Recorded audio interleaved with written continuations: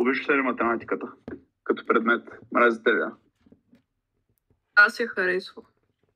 Идеално. Супер.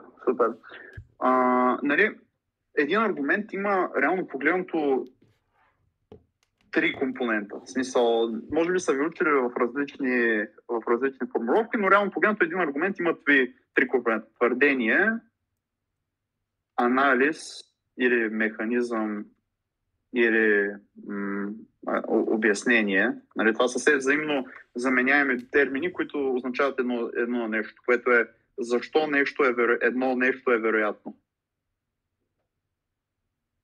Нали, това ни е... И нали, имаме накрая импакти или последици или общо взето, нали, защо нещо е важно. Реално това са трите компонента. Примерно може да са ви учили да правите аргумент със също това нещо, но примерно да имате пример някъде там вътре. То не е релевантно за това конкретно обучение и даже ще ви покажа къде да го използвате. И така. Едно твърдение в дебат е математическо уравнение. Защо? Интересно е това като концепция. Нали? Какво е едно математическо уравнение? Хикс е равно на Y. Нали, това е идеята за едно твърдение. Защо? Всъщност какво е всеки компонент? Хикс е действието в темата, равно винаги е ако всичко това ви е странно, между другото, изчакайте, накрая ще има много логика. Просто последете за сега. Ще доведе до или води до. И Y винаги е заключението на аргумента. Или заключението или финалната точка. Сега, нека дам пример. Да речем, темата е това правителство ще легализира всички наркотици. Хикса или легализацията на всички наркотици, това е Хикс, води до, това е равно, да речем по-малко черен пазар. Това е Y. Нека да дадем друг пример. Примерно за опозицията, за да не само за правителството. Легализацията на всички наркотици, това ни е Хикса, ще доведе до, това ни е равното, повече потребление на наркотици. Това ни е Y. Така. Някой знае ли защо използваме точно тази формулировка? В смисъл, някой може да предположи каква е била причината за това? Да не пропуснем нещо важно. Да, може. Примерно забравяли сте как някакви отбори казват, нашия аргумент днес ще е примерно икономиката. Или нашия аргумент примерно ще е правото на живот. Или нашия аргумент ще е примерно националната сигурност. В смисъл, проблемът е, че когато давате твърденията си по този начин, много е трудно за съдията да разбере точно какво имате предвид и точно какво искате да докажете в дебата. Обаче, ако използвате тази формулировка, която е темата, връзката между темата и финалната точка на аргумента ви, става много лесно да обясните на съдията какво искате да докажете. И това може да се използва за всяка тема. Примерно, ако темата е смъртно наказание. И веднага почвате. Въвеждането на смъртно наказание, Хикс, води до, нали, това ни е конектора, по-малко престъпност, Y. Нали. И съдята веднага ще ви разбере, вместо, примерно, ако кажете, престъпниците ще се страхуват и, нали, ще има по-малко престъпност. Има някакъв спектър тук, нали, спектър. Как трябва спектър на български? има различни сценарии тук, нали, където вие формулирате аргумента си по много кавички грешен начин, нали, неразбираем, имате такива моменти, където формулирате твърдението по много разбираем начин. И това просто все едно ви улеснява работата стократно. И така. Добре, нека примерно вземем, нали, това е първият компонент на аргументацията, който трябва да имаме. Между другото, представете, ако това ви се струва лесно на някой от вас, но съм забелязал, че дори добрите, в кавички, дебатьори в България някакси имат пропуски за тези неща. И така. Добре. Така. След това имаме, нали, компонент 2, което е анализ, механизъм, обяснение. И тук трябва да се питаме един много простичък въпрос. Защо X е равно на Y? Нали? Или, примерно, питаме се въпроса, защо легализацията на всички наркотици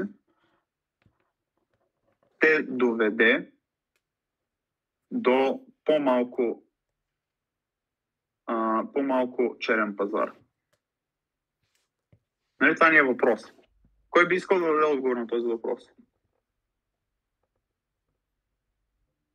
Можем да кажем, че самите наркотици са част от черния пазар и ако се легализира следователно, те ще се в други части на пазара, което ще намали този черен маркет. Няма да има нужда от черен пазар. Добре. Защото ти е по-добре да... Чакайте. Пауза. Ще ви покажа технически как ти изглежда. В смисъл, всички могат да имате такова. Изречението е няма да има нужда от черен пазар. Това е отговор. Сега, тук има два въпроса. Защо, да речем, чисто теоретично, това е отговор А. Нека така го наречем. Нали, в смисъл, това ни е първият отговор, който ние даваме към механизма ни или логическата ни връзка. Сега тук има два въпроса. Защо X води до А? Нали, това ни е първият въпрос. И вторият въпрос е защо А води до Y. И сега, тук идва голямата магия, което е, нали, как така да преценим кога да имаме повече или по-малко анализ. Нали, обикновено, ако давате някакъв първи отговор, е силно вероятно да трябва да се обърнете към първия въпрос, който е защо X води до А. Сиреч тук, нали, ние получаваме отговора, няма да има нужда от черен пазар. И добре, тогава въпросът е изобщо защо черния пазар създава такова, защо изобщо съществува като концепция. И, нали, въпросът е Хикс равно на. И тук, нали, ние се питаме този въпрос сега. Нали, тези въпроси не са абсолютни, в смисъл, нали, че да използвате точната формулировка, но се питате въпроси близки от това, така че да се изградите аргумента. Тоест, аз тук бих питал въпроса, добре, защо изобщо има нужда за черен пазар?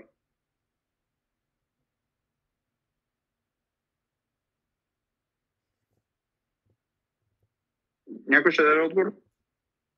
Защото хора ще ползват забранени неща, така или иначе трябва да си ги набавят от някъде. Ще ги търсят. Добре, значи отговорът е защото хората искат да ги ползват. Защо хората искат да ги ползват? Защото са питаме. И тук получаваме, нали, теоретичен отговор А1, да речем. Нали. Това ни е теоретичен отговор А1. И тук трябва да се питаме, добре, защо А1 води до А. И, нали, тук някой каза току-що, хората са пристрастени.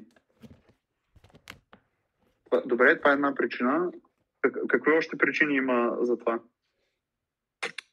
Хората обичат забранени неща като част от природата им. В смисъл, защо? Търсят. Защото изглежда интересно, като е забранено. Добре. Забраненото е интересно. Защо?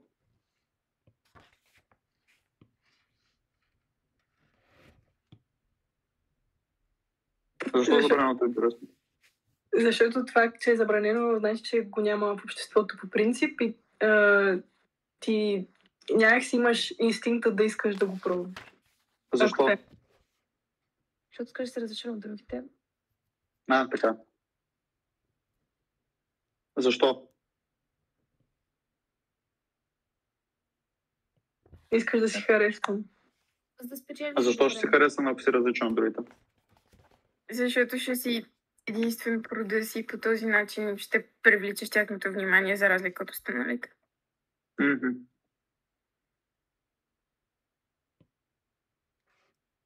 Добре. Между другото, изпуснахте най-интуитивната причина. Защо? Дайте от друга причина, защо все пак ще има черен пазар. Защото колката е много стрес реливинг, примерно трева, в смисъл хората може да я разпуснат. Буквално. Защо? Аз ще да кажа, защото се изкарват пари, но... Добре, това е добра друга причина. Нали, но това е косвена причина. В смисъл, има хора, които искат да изкарат... Сега това е връзката между анализа, който даваме горе и всъщност долния въпрос, който е защо А е равно на Y. Изкарват пари и така не се създава черния пазар. Но дайте се върнем на коката. Може би, в смисъл, защо това е вярно? В коката така да се успокояваш. Самия начин, по който е създаден наркотик, това е му идеята. В смисъл, тревата, примерно, идеята е да те успокои. Нали? Как да го перефразираме това по по-нормален начин?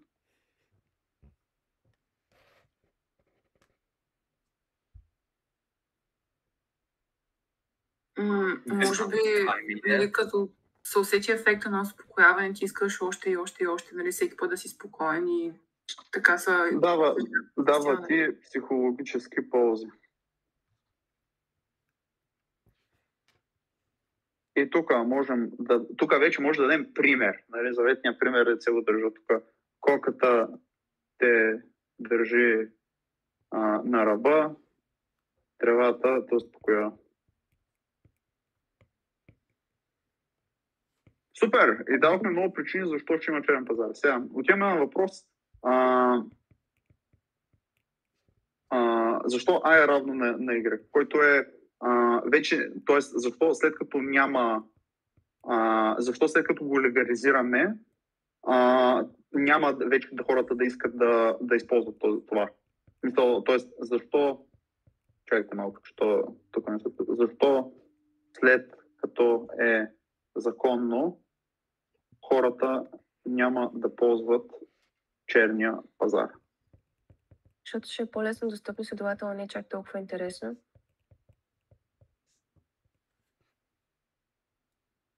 Защо ще е по-лесно достъпно? Защото ще бъде законно. И какво от това? В смисъл, като е законно? Връзката е с държавата, а не с черния пазар. Защо? Защото няма последици. Няма последици. Не, това е друга причина, обаче няма последици. Също така, във времето за подготовка трябва да си сегментирате причините, така че да не ги умешвате, защото после в самата ви реч ще изглежда странно, както се прави. Това си отделно не. Дайте първото нещо. Защо ще е по-достъпно? Причината е, защото е законно. Не, добре, защо ще е по-ефтино? Това е трета причина. Понеже ако се водим пример, че на черния пазар нещата са по принцип по-скъпи, защото дали са нелегални, по-трудно да се набавят, ако се легализира, тази цена малко ще падне. Защо е по-трудно да се набавят? Защото нелегално и много трудно се прави без засичане от закона това нещо. Защо?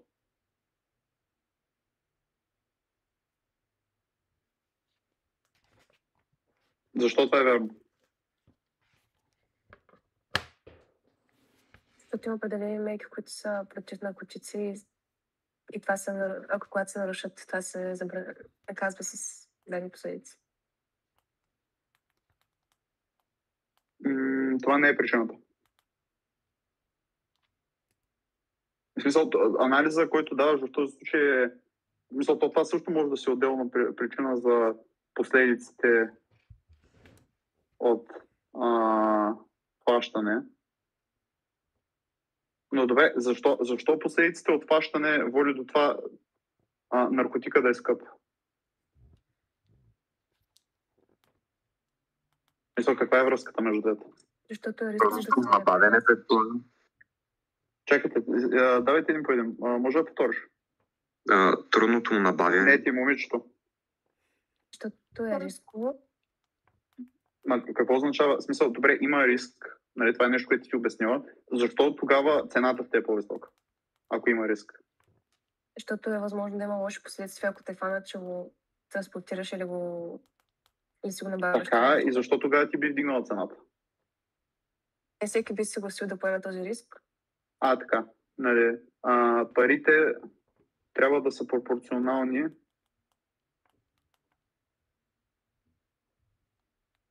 Добре, и как това се променя?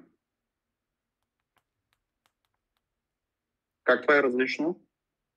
Когато няма този риск, повече хора ще се опитат да го разпространяват, за да спечелят същите пари. Не, това не е сравнителното обяснение за този аргумент. Когато няма риска, няма нужда да дигаш цената. Нали, защото няма такъв риск върху тебе, изкуствено да дигаш цената. Нали, смисъл, трябва, общото това, което вие правите като грешка е, че вие сегментирате различни причини от едната версия на света към другата версия на света, които са верни. Тези неща, които вие говорите, не са грешни. Но един вид се създава объркване и мешеница и излиза, че имате логическа дупка накрая. Защото до този момент от всичките причини, единствената, която е почти готова за обяснението е четвъртата. И така, смисъл, това просто го имате като грешка. Когато анализирате, е важно да анализирате конкретната причина, която вие искате да анализирате. Това не значи, че не трябва да дадете други причини, но просто да избегнете целият момент на омешването, трябва да си ги отделяте и систематизирате. Дайте да се върнем към третата причина. По-трудно се създава, когато е незаконно. Защо? Защото трябва да се криеш, докато го правиш и не можеш да получиш, да кажем, някаква държавна субсидия, да си гледаш ферма с марихуана. Да оставим второто, защото пак е отделно от това. Добре, защо това да се криеш, докато го правиш, означава, че цената е по-висока?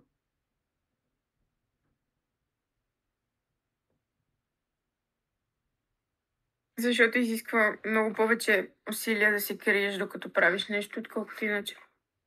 Защо? Защо изисква повече усилия? По-трудно може да набавяш ресурсите, които ти трябва, за да си развиваш тази дейност. Защо?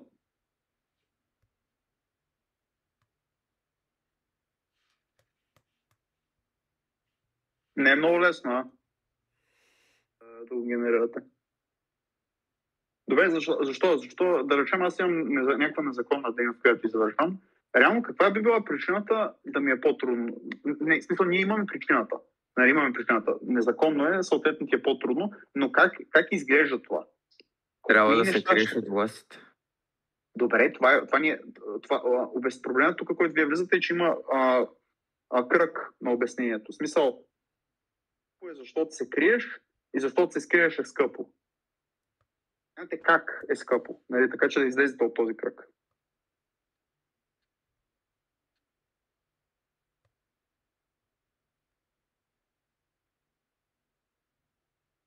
Реално, ако дадем конкретни примери, тип трябва да инсталираш камери, трябва да намериш някакво скрито място, където няма да има съответно хора, които да следят това, което правиш.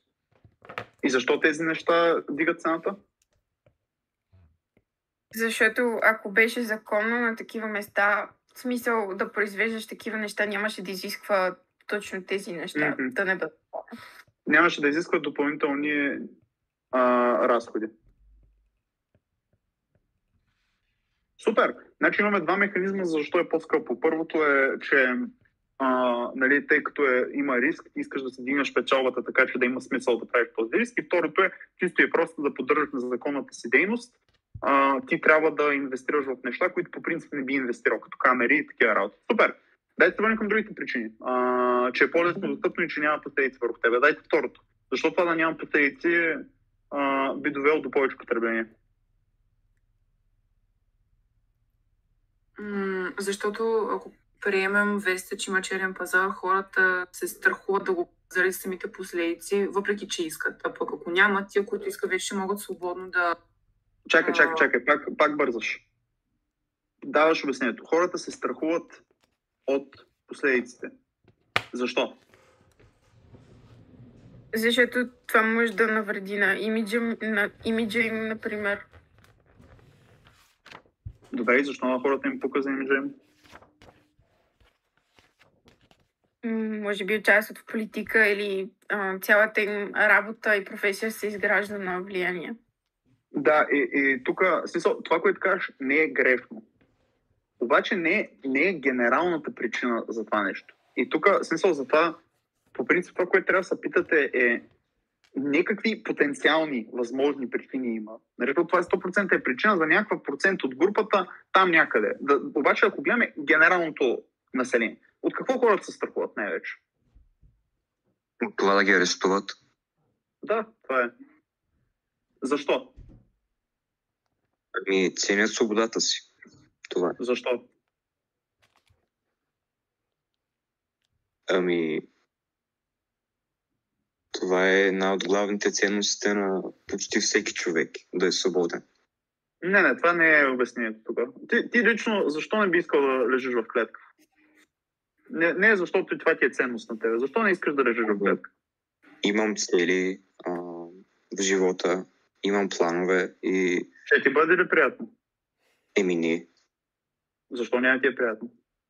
Ами... Значи, нещата, които аз мога да правя извън в тази клетка са изключително ограничени. Тоест, това, което ако съм извън тази клетка, аз имам възможността да правя много повече неща. Мисъл, в тази клетка аз мога само да се храня, да извършвам хигиенни навици, като цяло просто да живея. Обаче неща като, примерно, развлечения или моменти с времето прекарано с семейството ти, буквално всички тези неща, които са важни, важни за мен, буквално се изчерпват и ти не можеш да ги направиш. Добре. Нямаш контрол на живота си, ако си в клетка. Да, нямаш контрол. Окей, мисля, че разбрахте това, което искам да ви обясня с това. Дайте отидем тогава на последната част. Нали, общо дето последици. Защо черния пазар... Нали, питаме се защо черния пазар, Y, това ни е финалната точка на аргумента, е лошо нещо. Ами в него може да се замеси и хора. Примерно, ако говорим за... Значи, говорим за черния пазар като за наркотични вещества или като изцяло? Ти как мислиш? Ами, ако говорим за черния пазар като един общ бизнес, то засяга много хора, включително и цивил, които са, примерно, ако говорим за трафик на хора, става въпрос за... Чакай сега, спри. Това, което правиш е, че правиш твърде много скокове. Концентрирай се на първото нещо. На първата точка. Що е лошо да има черен пазар? Ами... Мисля, че може да... някакви промени в самата икономика на света да настъпи. Някакви промени в световната икономика могат да настъпят. Да, ако глобално добре, ти като се сетиш за черен пазар, това ли е най-интуитивният импакт тук? В смисъл, промени в икономиката? Като говоря за промени в икономиката, имам предвид, че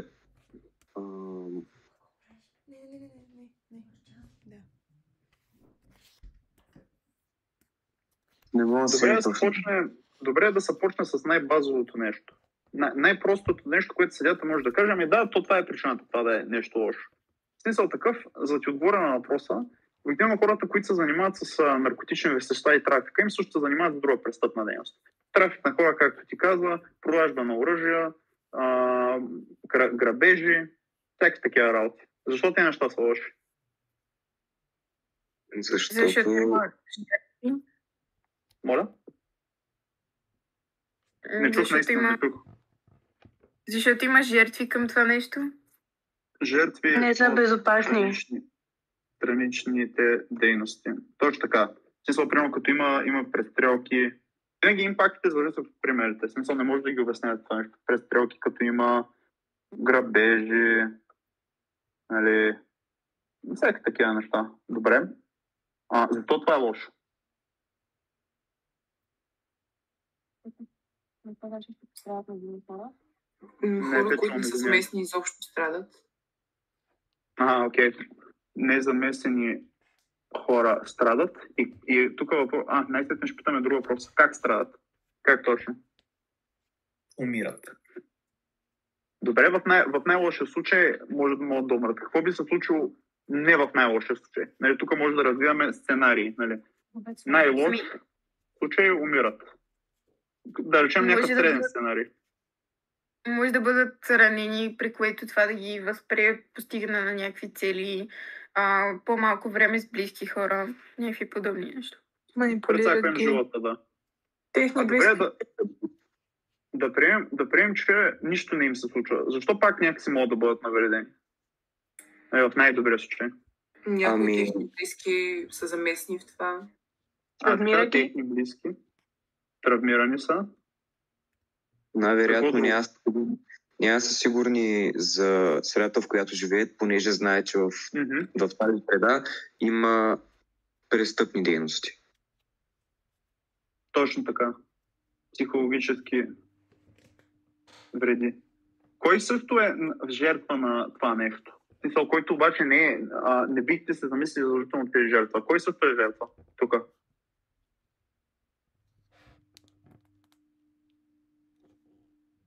Този, който свидетелите? Не са свидетелите. Също покрихме свидетелите по-нагоре. Кой е жертва тук? Тези, които ги извършват? Точно така. Извършителите. И какво става с извършителите?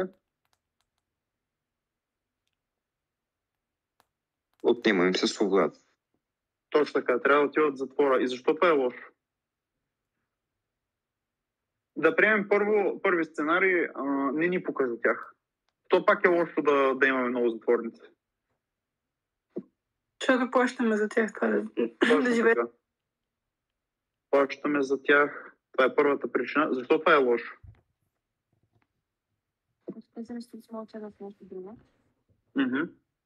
Парите могат да отидат за нещо друго. Нали? Какви други неща? Образование и култура. Здравеопазване. Okay. Точно така, да.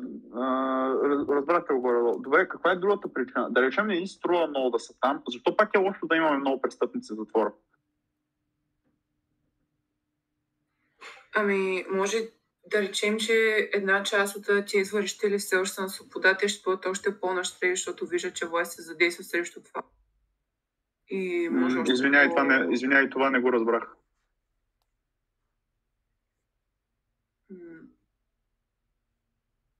Ако искаш, може да си префразираш това, но просто аз даже не знам дали е валидно това, ама... Добре, не сте ли гледали някакви такива документалки за затворите, какво става, примерно, ако сложиш... Какво става, примерно, ако сложиш някакви... Да, извиняй. Просто ще стимулираме повече престъпления. Буквално като сложим един човек в затвора, той най-вероятно ще продължи да си извършва престъпление след като излезе. Нали, точно така. Това е другото нещо, като излезе ще е пак престъпник. Нали, това е едното. Има и друго нещо обаче. Какво става примерно за някакви хора, дето да речем са на по 20 и нали, не са имали храна, да речем, и са откраднали, буквално са направили грабеж, нали, за да си изкарат храната, просто социално-икономически зле, влезат в затвора и е пълно с някакви хора, които са част от организирани престъпни групи. Тези, които са влезли за нещо малко, ще бъдат повлияни от хората, които са част от организираните престъпни групи, защото може би по някакъв начин се чувстват прецакани. Не, обаче това не е причината. Каква е главната причина, защо хората влизат в организирани престъпни групи, след като влязат в затвора? Те най-вероятно няма да седят изолирани, като са в този затвор, ще си говорят с другите хора, съответно ще искат да направят някакви връзки, за да останат в безопасност, така да се каже. Защото имат контакт с тях. Точно така. И защо цялото това нещо е лошо? Накрая излизат от затвора, имаме още престъпници. Така. Продължаваме цикъла на престъпност. Сега, последен въпрос. Защо това печели дебата?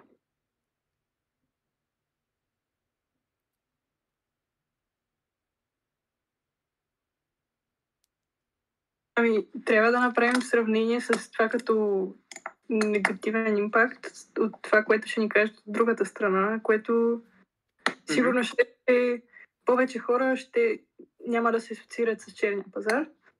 И не. Бърках се. Спокойно. Добре, без да сме чули и един аргумент от другата страна. Защо това потенциално би спечелило дебата според вас? Защото влияе на... Да, извинявай, давай. Да. Добре. Защото от нашата страна на къщата ние доказваме, че всъщност по някакъв начин чупим този цикъл, докато от другата страна, каквото и да ни кажат, то този черния пазар ще продължава да се съществува. Не, това не е обяснение. Това е просто казваш, ние имаме аргумент. Защото ще влияе на голяма маса от обществото и ще повлиява на все повече и повече. Огромна група от обществото са повлияни. Добре, и тук следва въпроса, защо ни пука за тях?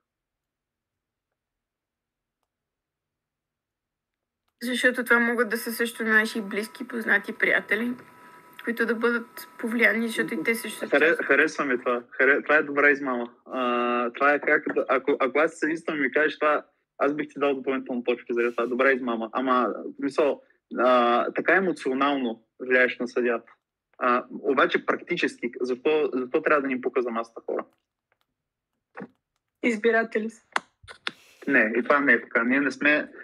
Дебатите не са, нали, през перспективата на буквално правителството, а през перспективата на трета страна, който е сравнително информиран и може да бъде убеден от един или друг аргумент. Представете си така. Смисъл, аз съм в момента средностатистически информиран гражданин, който се информира. И мога да бъда убеден от това. Мога да бъда. Какво обаче трябва да чуя, за да повярвам това? Защото, примерно, другите, те биха имали контраобяснение за това нещо. Какво е вашето обяснение?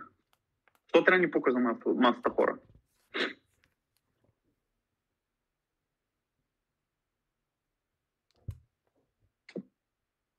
Това може би е много общо, обаче те са, в смисъл, обществото, голяма част от обществото и ние също сме част от обществото, съответно нашия живот влияем това. Дайте да се върнем да направим стъпка назад.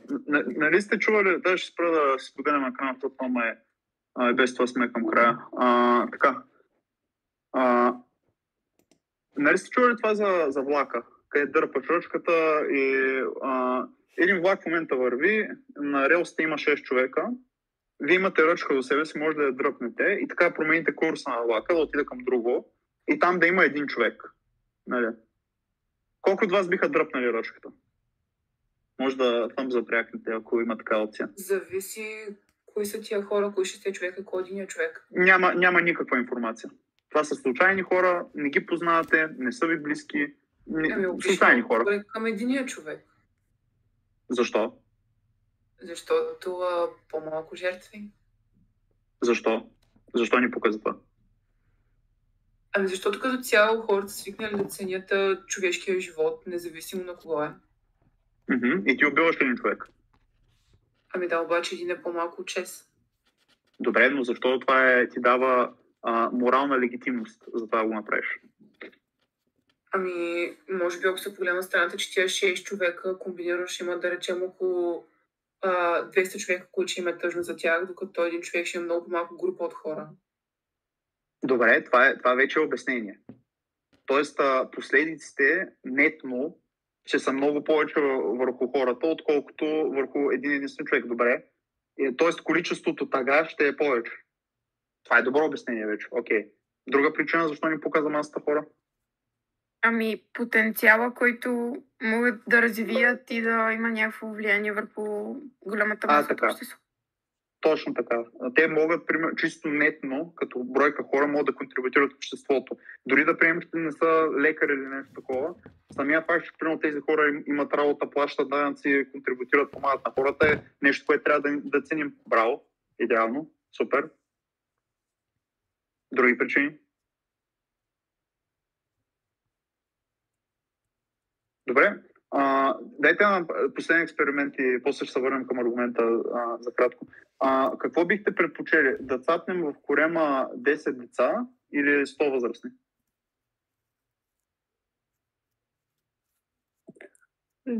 Възрастните не могат да създават нови поколения, докато децата в бъдеще ще имат семейства и други деца.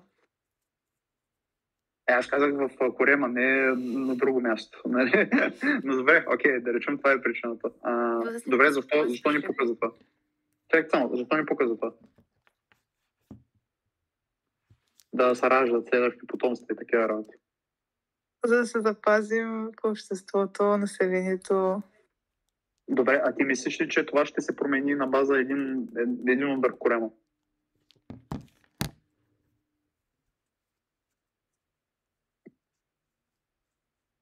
Не знам. По-скоро не, нали? Не.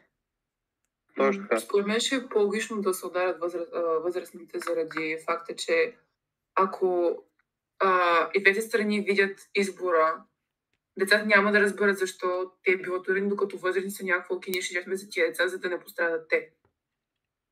Да, в смисъл почти. Нали, не можеш да прецениш напълно тези възрастни какво биха искали, но общо взето аргумента е, че имаме специална морална отговорност за група, която не може да прецени какво става. Нали, какво се случва в реалността. Буквално няма капацитета. Добре. Окей. Тоест, ето, имаме, сега забележете какво става. Имаме обратното обяснение. Тоест, имаме ситуация, където нас не ни показа масата хора, ако имаме друг критерий, по който да оценим другата група. Разбирате ли? И сега, вижте, всичко това не е като... няма правилно или грешно. Всичко е убеждение, нали, в един дебат. Всичко е риториката, която вие искате да използвате и логиката, която вие давате, за да убедите трета страна в това, което вие искате да докажете. Обаче това е процеса. В смисъл, наистина, и това, което бих ви съветвал е да използвате тази формулировка, отидете в различни страници, да речем, където може да намерите. Всъщност, дайте да го пратя това. Значи, то се казва, ще пратя две неща. Значи това Global Debating Spreadsheet се казва. Те темите са на английски, но в смисъл в крайна случай, ако не знаете английски, може да използвате Google Translate. Пък нали вие малките го знаете доста добре. Важна информация. Ето тук го пращам. Значи това е общо таблица, където вие ако отидете в секция Tabs, вие може да видите различни теми. И просто отваряте всеки един таб и това, което правите е просто влизате, избирате си нали, някакви теми, се подготвяте по тях. В смисъл, по същия този начин, грейте аргументи, това примерно ако го направите 50, 60, 100 пъти, 200 пъти и ще се подобрите в това. Само като да ходиш на фитнес, нали, блъскаш тежанката един ден без никакви тежести, после ставаш 5, 7,5, 10 и то се движи нагоре с времето. Просто правейте това между. Не е нужно нещо друго да правите. Просто да развиете аргументи. Даже реч не трябва да правите. Макар че би било добре да направите реч. И другото нещо, което е готино, също го пратя, е също за това за тези сравнения, нали, защо печелим нали, защо нашия аргумент печели дебата. Това обучение е доста добро и като цяло покрива всичките работи за това. Може да го изгледате. Той тип е финалист на световното също. От Мико се казва. Той е от Филипините. Много готин. И така, да. Имате ли въпрос това? Никакви въпроси. Всичко е ясно.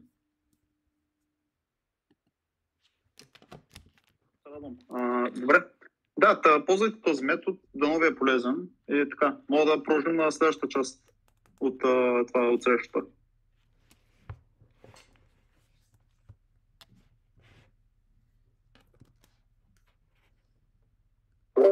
Да, окей.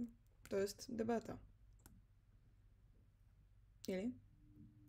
То една стая решима или две? Как е направено? Стой, само да